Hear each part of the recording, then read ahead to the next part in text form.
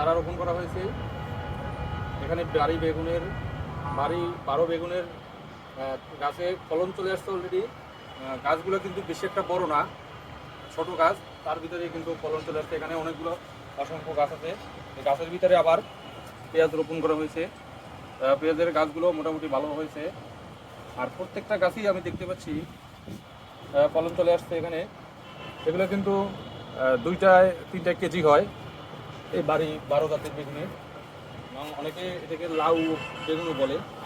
এখানে মাশাআল্লাহ অনেক সুন্দর বেগুন হয়েছে। পাশাপাশি এখানে পেঁয়াজও রোপণ করা হয়েছে।